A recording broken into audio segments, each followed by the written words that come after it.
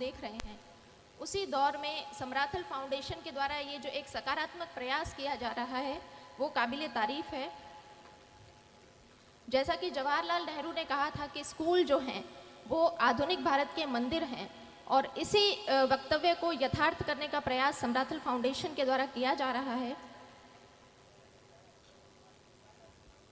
अभी समराथल फाउंडेशन के द्वारा इनमें योगदान देने के लिए जिन भामाशाहों का सम्मान किया गया है, मेरा ये मानना है कि आज समाज की जो कुरीतियां हैं, जो नकारात्मक पहलू हैं, उनके लिए हम हर एक सामाजिक संगोष्ठी में चर्चा करते हैं, लेकिन योजनाबद्ध तरीके से उनसे कैसे निपटना है इसके लिए कोई प्रयास आज तक हमने नहीं किया है।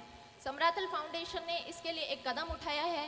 धन्यवाद के पात्र वो भी हैं, सम्मान के पात्र वो भी हैं कि उन्होंने ये सोचने की हिम्मत दिखाई है।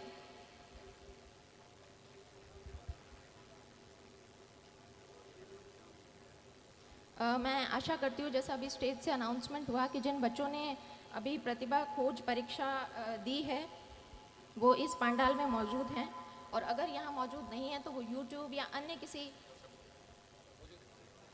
किसी यूट्यूब आदि सोशल मीडिया से वो जुड़े होंगे।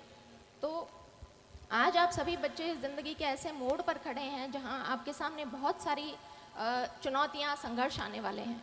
इन संघर्षों से यदि आपको लोहा लेना है तो आपको मोटिवेटेड रहना होगा। अब कुछ जिज्ञासु बच्चों के मन में यह प्रश्न आ सकता है कि ये मोटिवेशन क्या होता है और हमें इस मोटिवेशन की आवश्यकता क्यों पड़ेगी। तो मोटिवेशन होता है किसी व्यक्ति का लक्ष्योन्मुखी व्यवहार है, उसे ऊर्जान्वित करना, उसे सक्रिय करना मोटिवेशन होता है।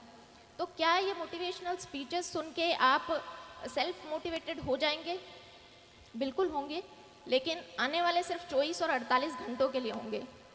तो जिस प्रकार से हमारे शरीर में किसी तत्व की कमी हो जाती है, हमें उसके लिए सप्लीमेंट्स लेने पड़ते हैं। जब तक हम सप्लीमेंट्स लेते हैं तब तक हमारे शरीर में उस तत्व की कमी नहीं होती है। जैसे ही हम सप्लीमेंट लेना बंद करते हैं, फिर से हमारे शरीर में उन तत्वों की कमी हो जाती है। इसी प्रकार मोटिवेशन है। यदि आप बाहर से इसके सप्लीमेंट्स लेंगे तो वो कुछ दिनों में, कुछ घंटों में वो धूमिल हो जाएंगे। इसके लिए आपको क्या करना है? आपको आत्म मंथन करना है, आत्मचिंतन करना है कि आप डॉक्टर, इंजीनियर, आरएएस, आईएएस क्यों बनना चाहते हैं। और जिस दिन इस प्रश्न का आपने जवाब खोज लिया खुद से, तो आपको बाहरी सप्लीमेंट्स की आवश्यकता बिल्कुल भी नहीं पड़ेगी। जब मैं 8वीं कक्षा में थी तो एक प्रतियोगिता में मैंने तृतीय स्थान हासिल किया, और उस दौरान मुझे उपखंड अधिकारी से सम्मानित होने का मौका मिला। जब उपखंड अधिकारी की गाड़ी हमारे स्कूल के प्रांगण में आई तो उस गाड़ी पर लगी बत्ती को देखकर मेरा बाल मन सम्मोहित हुआ था। लेकिन जैसा कि बाल मन होता है, कुछ घंटों, कुछ दिनों में वो जो मेरी यादें थी वो धूमिल हो गई। उसके पश्चात 10वीं कक्षा में फिर से मुझे मौका मिला, जब मैं ज़िला कलेक्टर महोदय के द्वारा सम्मानित हुई। उस वक्त मैंने तय किया कि इस पद में, इस पोस्ट में कुछ तो है कि इसका इतना मान और इतना सम्मान होता है। लेकिन फिर वही चीज़ें हुई कि मैं उन चीज़ों को भूल गई।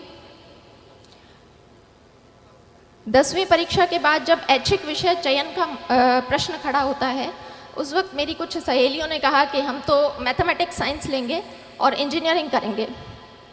उनकी बातें सुनकर मैं भी अपने घर गई और पारिवारिक मंच से मैंने भी ऐलान कर दिया कि मुझे इंजीनियर बनना है। उस वक्त बहुत सारे प्रश्न आए कि लड़की इंजीनियरिंग करके क्या करेगी, लड़की को इंजीनियरिंग करवाने का क्या फ़ायदा है। लेकिन वहाँ मैं धन्यवाद देना चाहूँगी अपने पिता को, जो ढाल बनकर मेरे सामने खड़े रहे और मेरे इस निर्णय का पूरा उन्होंने सम्मान किया और मुझे इंजीनियरिंग की पढ़ाई पूरी करवाई। इंजीनियरिंग की पढ़ाई 4 साल पूरी करने के बाद मैं फिर से एक ऐसे बिंदु पर खड़ी थी जहाँ से बहुत सारे रास्ते निकल रहे थे, और उन रास्तों में से मुझे किसी एक रास्ते का चयन करना था। कोई विशेष गाइडेंस, मार्गदर्शन तो मेरे पास नहीं था, लेकिन परिवारजनों से विचार विमर्श किया और तय किया कि बैंक की काफ़ी भर्तियां खुली हुई है और मुझे बैंक का एग्ज़ाम देना चाहिए।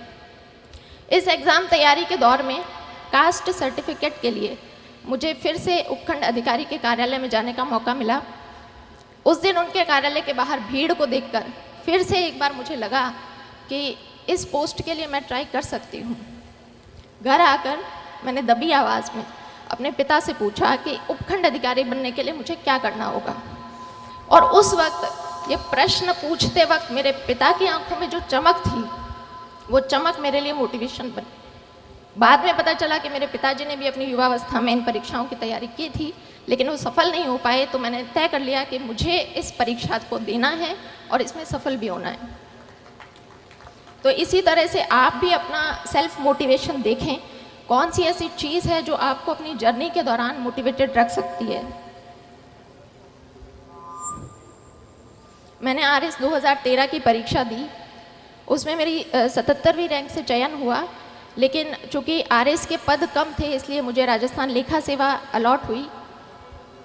मैंने दोबारा प्रयास किया और 2016 में मुझे प्रॉपर RS मिला। तो आज जब ये बच्चे किसी परीक्षा की तैयारी करने के लिए आए हैं तो एक पैटर्न होता है कि हमारा एक समूह बनता है, हमारा एक ग्रुप बनता है। मैं आप सभी लोगों से अनुरोध करूंगी कि अपने उस ग्रुप का चयन बहुत सोच समझ कर करें।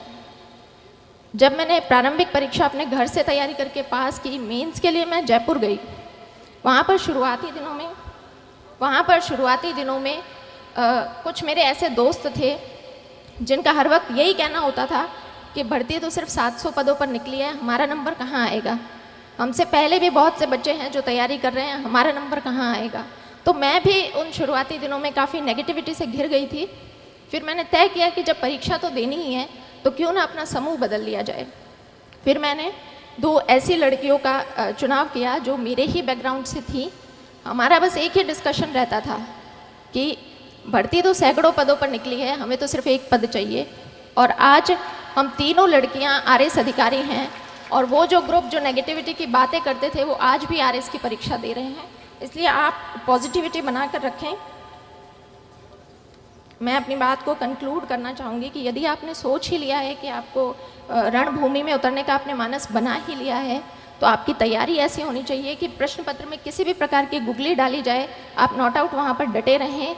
4 बांस 24 गज अंगुल अष्ट प्रमाण, ता ऊपर सुल्तान है, मत चूके चौहान। जय हिंद, जय भारत।